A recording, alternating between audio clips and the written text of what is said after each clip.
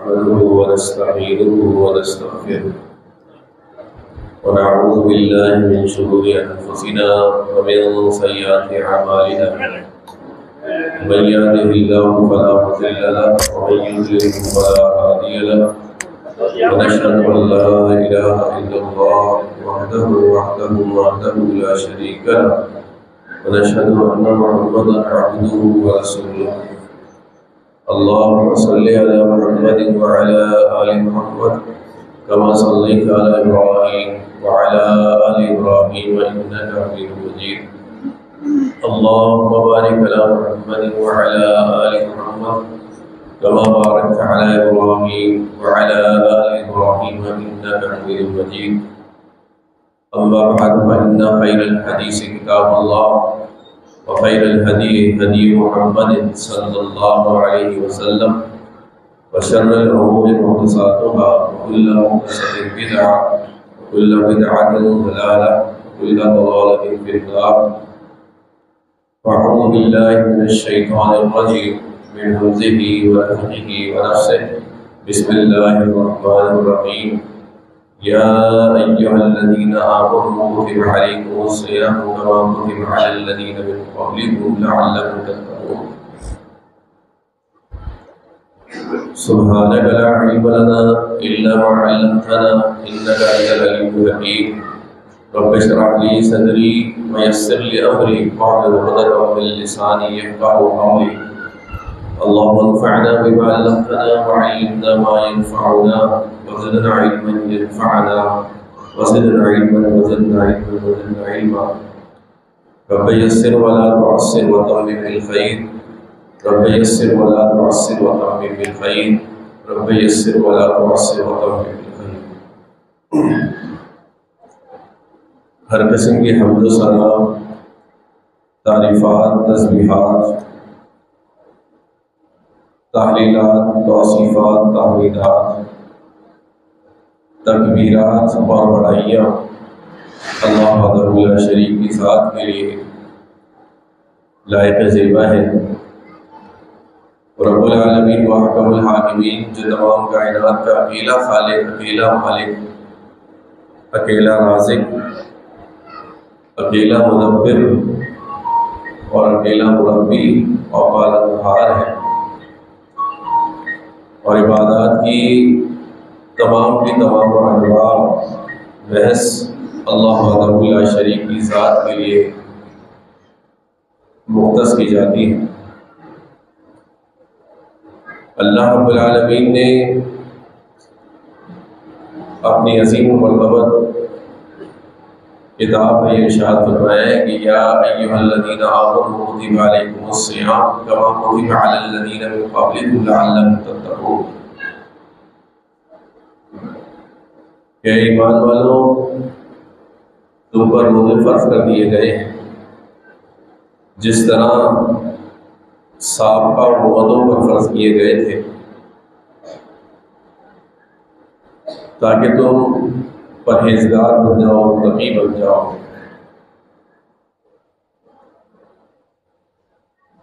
یہ اللہ رب العالمین کا ہم پر بہت بڑا یہ احسان اور بہت بڑا احسان اور انعام ہے کہ اللہ رب العزت نے ہمیں ہماری زندگیوں کے اندر ایک اور مرتبہ ماہ رمضان عطا فرما دیا۔ یہ اللہ کا احسان بھی ہے، اللہ کی بہت بڑی نعمت بھی ہے۔ اللہ رب العالمین نے ہم پر بڑی نعمتیں نازل فرمائی، ہم پر بڑی نعمتیں ہمیں اللہ تعالیٰ نے عطا کی۔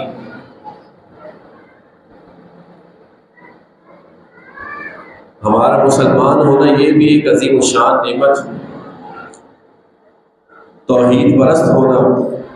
یہ بھی ایک عظیم الشان نعمت، اور پھر اللہ رب العالمین نے جو اس امت پر آخری نبی بھیجے وہ بھی ہم پر ایک بہت بڑا اللہ کا احسان اور بہت بڑی نعمت ہے۔ اور اس نبی پر اللہ نے جو کتاب اتاری قرآن حکیم، یہ بھی اللہ رب العالمین کا ہم پر بڑا احسان اور نعمت ہے۔ اور اس کے ساتھ ساتھ اللہ رب العالمین نے جو ہمیں رمضان کی نعمت عطا فرمائی، یہ بھی بہت عظیم شان نعمت ہے۔ فرمایا وَإِن تَعُدُّوا نِعْمَتَ اللَّهِ لَا تُحْصُوهَا، اگر تم اللہ رب العالمین کی نعمتوں کو شمار کرنا چاہو تو شمار نہیں کر سکتے۔ تو اللہ رب العالمین سے یہی دعا ہے کہ اللہ ہمیں صحیح معنوں میں اس ماہ مبارک کے حقوق کی ادائیگی کی توفیق نصیب فرما دے، اور اس کے صحیح معنوں میں احترام اور تقریب، اور جو اللہ رب العالمین نے اعمال اس مہینے کے اندر ہم پر فرض کر دیے ہیں، اللہ تعالیٰ اس کی ادائیگی کی ہم سب کو توفیق نصیب فرما دے۔ نبی علیہ السلام فرماتے ہیں، جناب ابو ہریرہ رضی اللہ تعالیٰ عنہ اس حدیث کے راوی، وہ بیان کرتے ہیں آتاکم رمضان شہر مبارک فرض اللہ علیکم صیامہ وتفتح فیہ ابواب الجنت وتغلق فیہ ابواب الجحیم وتغلق فیہ مرد الشیاطین۔ نبی علیہ السلام نے ایک موقع پر صحابہ کرام رضوان اللہ علیہ اجمعین کو رمضان کے حوالے سے بشارت دی، خوشخبری سنائی، اور پھر نبی علیہ السلام نے فرمایا کہ تم پر ایک ایسا مہینہ آیا ہے، ایسا مبارک مہینہ کہ جس مہینے کے روزے اللہ رب العالمین نے تم پر فرض کر دیے،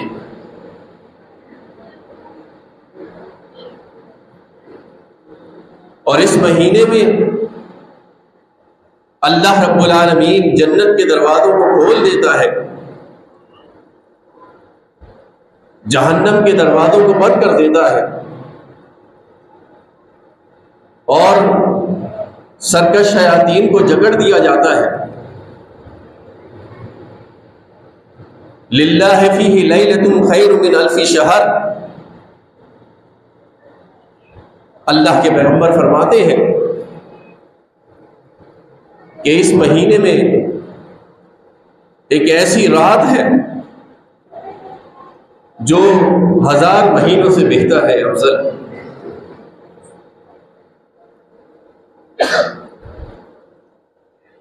اور آگے نبی علیہ السلام نے فرمایا کہ جو شخص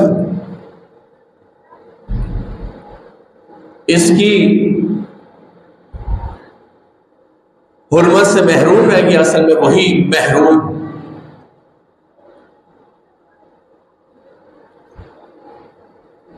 یعنی اس کی جو اللہ رب العالمین نے اس مہینے کی جو فضیلت رکھی ہے،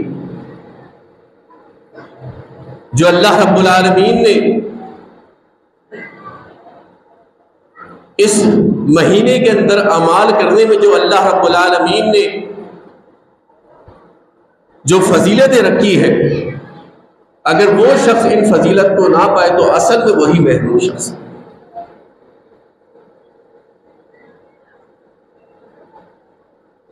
تو آپ دیکھیے کہ اللہ رب العالمین نے یہ روزے ہم پر فرض کر دیے، اور اللہ رب العالمین نے خصوصی انعامات ہم پر نازل فرمائے کہ جنت کے دروازے کھول دیے جاتے ہیں، جہنم کے دروازے بند کر دیے جاتے ہیں۔ اور ایک حدیث میں یہ الفاظ بھی ہے کہ نبی علیہ السلام فرماتے ہیں کہ اللہ رب العالمین اس مہینے کے اندر سرکش شیاطین اور جنات کو جکڑ دیتا ہے، اور جہنم کے سارے دروازے بند کر دیے جاتے ہیں اور کوئی ایک دروازہ کھولا نہیں چھوڑا جاتا، اور جنت کے تمام دروازے کھول دیے جاتے ہیں، کوئی دروازہ بند نہیں رکھا جاتا۔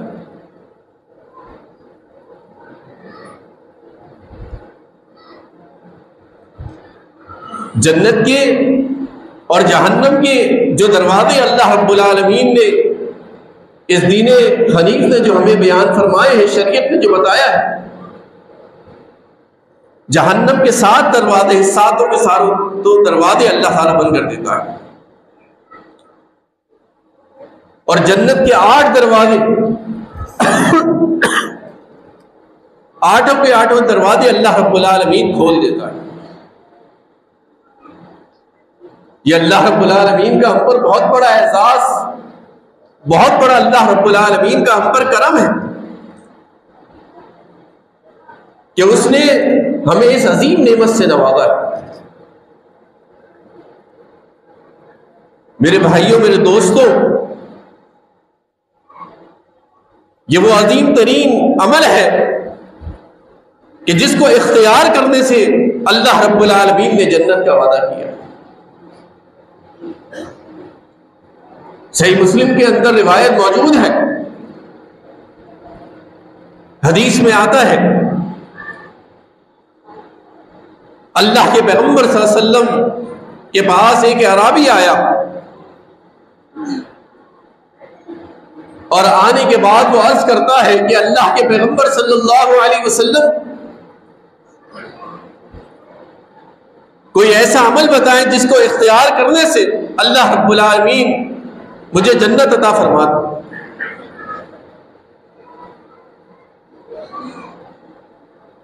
تو نبی علیہ الصلوۃ والسلام فرماتے ہیں تعبد اللہ ولا تشرکوا به شیئا ولا تشرکوا وتقيموا الصلاة المكتوبة وتؤدوا الزكاة المفروضة وتصوموا رمضان۔ اللہ کے پیغمبر صلی اللہ علیہ وسلم نے 4 عمل اس کو بتائے کہ تم اللہ کے ساتھ اللہ کو ایک مانو، اس کے ساتھ کسی کو شریک نہ ٹھہراؤ، اس اللہ رب العالمین کی عبادت کرو، نماز پنجگانہ فرض نماز ادا کرو،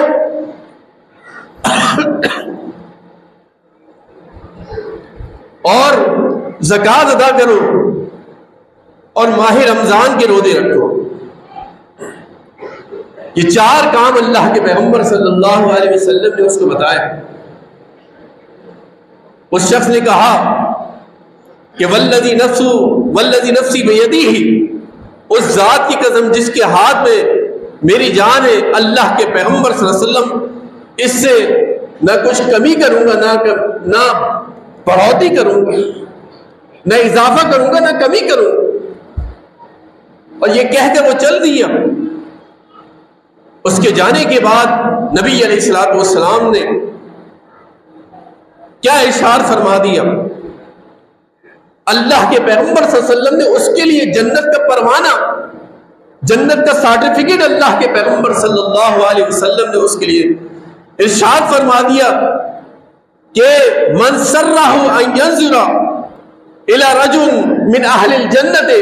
فلینظر الی ھذا۔ اللہ کے پیغمبر فرماتے ہیں صحابہ کو خطاب کرتے ہوئے کہ جو شخص کسی جنتی انسان کو زمین پر چلتا ہوا دیکھے وہ شخص کو دیکھے۔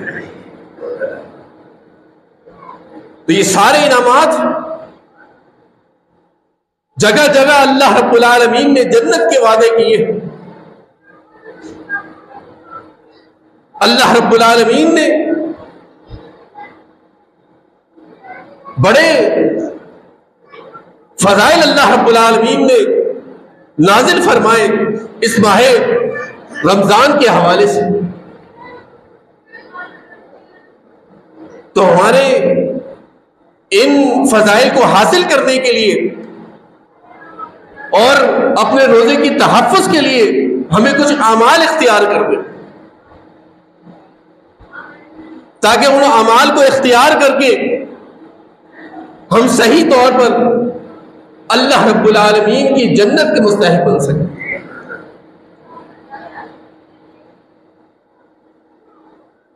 روزہ رکھنا خالی روزہ رکھنا ہی نہیں بلکہ اس روزے کی حفاظت کرنا یہ بھی ہم پر لازم ہے۔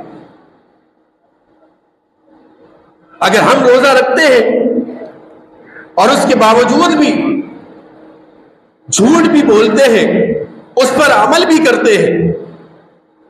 طعن و تشریح بھی کرتے ہیں کسی مسلمان بھائی کے حوالے سے، غیبت بھی کرتے ہیں، چغل خوری بھی کرتے ہیں، تو میرے بھائیوں اللہ رب العالمین کو ایسے روزے کی اللہ کو کوئی پرواہ نہیں، کوئی حاجت نہیں۔ نبی علیہ الصلوۃ والسلام فرماتے ہیں کہ من لم يدع قول الزور والعمل به ليس من الله حاجة ان يدع طعامه وشرابه اور كما قال رسول اللہ صلی اللہ علیہ وسلم کہ جو شخص جھوٹ بولے اور اس پر عمل کو نہ چھوڑے تو اللہ کے پیغمبر فرماتے ہیں کہ اللہ رب العالمین کو کوئی حاجت نہیں، کوئی ضرورت نہیں کہ لم یدع طعامہ و شرابہ، کہ وہ اپنے کھانے پینے کو چھوڑ، اس کے بھوکے پیاسے رہنے کی اللہ رب العالمین کو کوئی حاجت نہیں۔ تو یہ غور طلب بات ہے کہ انسان روزہ رکھ کر انسان اگر جھوٹ بولتا ہے، غیبت کرتا ہے، طعن و تشریح کرتا ہے، چغل خوریاں کرتا ہے، تو یہ وہ سارے اعمال ہیں کہ انسان روزے سے ہونے کے باوجود بھی اللہ رب العالمین ایسے روزے دار کو اللہ تعالیٰ اجر نہیں دیتا، کیونکہ نبی علیہ الصلوۃ والسلام کی حدیث میں اس کو روزہ قرار ہی نہیں دیا، بلکہ نبی علیہ الصلوۃ والسلام نے فرمایا کہ اللہ رب العالمین کو کوئی حاجت ہی نہیں کہ وہ بھوکا اور پیاسا رہے۔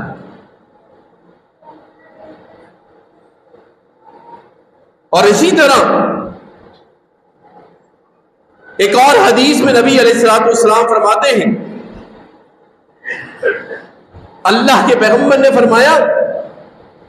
کہ روزہ صرف کھانے پینے کو چھوڑنے کا نام نہیں، بلکہ انسان خواہشات کو اور اس کے ساتھ ساتھ انسان جو ہے وہ برائیوں کو چھوڑ دیتا ہے، بے حیائی اور بدگوئی کو چھوڑ دیتا ہے، تو فرمایا کہ یہ چیز بھی روزے کے اندر شامل ہے۔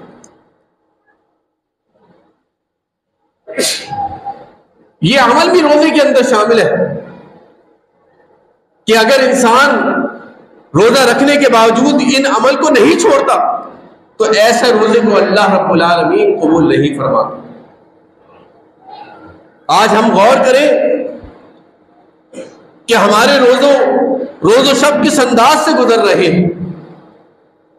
کیا آیا ماہ رمضان سے قبل اور ماہ رمضان کے اندر ہماری کیفیت کے اندر تبدیلی آئی ہے یا نہیں؟ ماہ رمضان سے پہلے ہمارے معاملات کیا تھے، ہمارے کردار کیا تھا، اور ماہ رمضان آ جانے کے بعد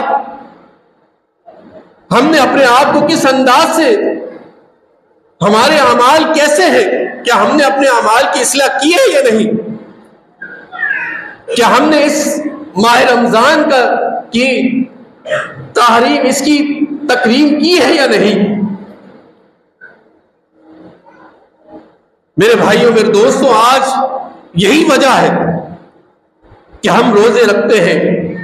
نمازیں پڑھتے ہیں، لیکن ہمارے اندر سے روحانیت یہ غائب ہوتی چلی جا رہی ہے۔ روزے رکھنے کے باوجود، قرآن کریم کی تلاوت کرنے کے باوجود تقویٰ ہمارے اندر راسخ نہیں ہو رہا۔ اس کی وجہ یہی ہے کہ ہم نے صحیح معنوں میں اس کی حفاظت نہیں کی۔ اپنے روزے کی حفاظت نہیں کی،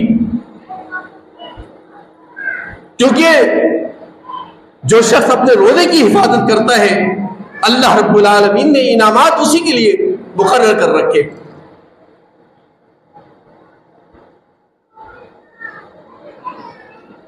اور آپ دیکھیے کہ اس ماہ مبارک کے اندر کتنے ہی ایسے لوگ ہیں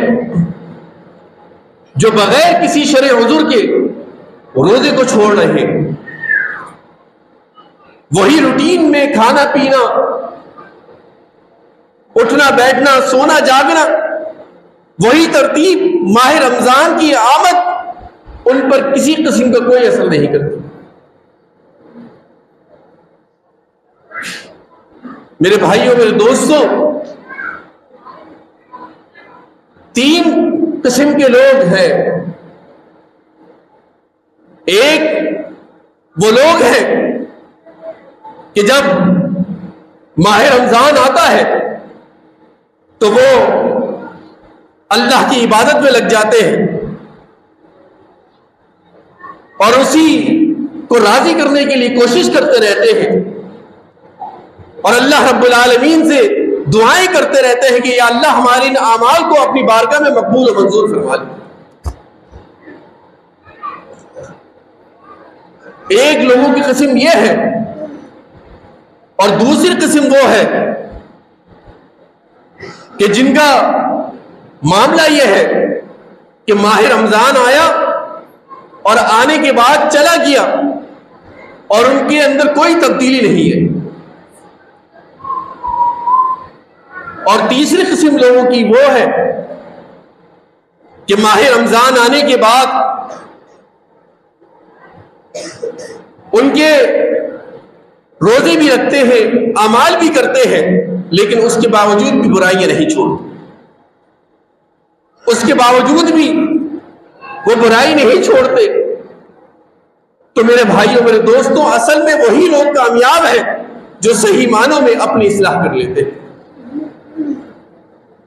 جو اس ماہ رمضان کی تکریم کرتے ہیں، اس کا احترام کرتے ہیں، ماہ رمضان کے روزے رکھتے ہیں، اللہ رب العالمین سے دعائیں کرتے ہیں۔ نبی علیہ الصلوۃ والسلام کی حدیث ہے من صام رمضان ایمانا واحتسابا غفر له ما تقدم من ذنبه، کہ جو شخص ماہ رمضان کے روزے رکھتا ہے ایمان کی حالت میں، احتساب کی نیت سے، تو اللہ رب العالمین اس کے تمام گناہوں کو بخش دیتا ہے۔ اسی نیت کے ساتھ اگر ہم روزے رکھیں تو یقیناً اللہ رب العالمین ہمارے روزوں کو مقبول و منظور فرمائے۔ جبھی تو اللہ رب العالمین نے اس کا بہت بڑا اجر رکھا ہے۔ نبی علیہ الصلوۃ والسلام کی حدیث ہے، اللہ کے پیغمبر فرماتے ہیں کہ ابن آدم جو عمل کرتا ہے اس کے عمل کے حوالے سے، ایک عمل کی وجہ سے، ایک نیکی کی بنا پر اس کو 10 نیکیاں لکھ دی جاتی ہیں اور 700 گنا تک اس کی نیکیاں لکھی جاتی ہیں، اجر بڑھ جاتا ہے۔ لیکن نبی علیہ الصلوۃ والسلام فرماتے ہیں کہ اللہ رب العالمین فرماتے ہیں کہ الا الصوم، کہ سوائے روزے کے، اس لیے کہ اس نے یہ روزہ میرے لیے رکھا، اس نے روزہ میرے لیے رکھا ہے، وانا اجزی بہی، اور میں ہی اس کا اجر دوں۔ یہ روزہ ایسی عبادت کہ آپ دیکھیے